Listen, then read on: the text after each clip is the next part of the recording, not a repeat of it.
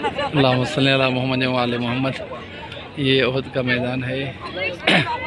ये वो पहाड़ है, उहद के नाम से मशहूर है। इसी जगह पर जंग उहद हुई थी, इसी जगह। और ये सामने हज़रत हमज़ा की और बाकी जो शोहदा है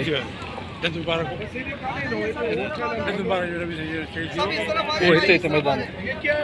ये सामने जनाब हमज़ा, हज़रत हमज़ा जो चचा थे रसूल खुदा के, उनकी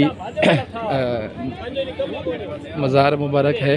और दूसरे उहद के शोहदा है, 70 से ज़्यादा शहीद हुए थे, उनकी मज़ारात ज़ियारतें हैं। कुछ की कब्रें वाज़े हैं, कुछ की वाज़े नहीं है, लेकिन इसी जगह पर दफन हुए थे। जो बच गए थे वो जन्नतुल बकी में दफनाए गए थे।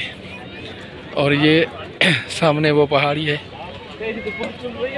कि जिस पर जनाब रसूल खुदा ने लोगों को खड़ा किया था, तीर अंदाज़ों को। ये वो जगह है।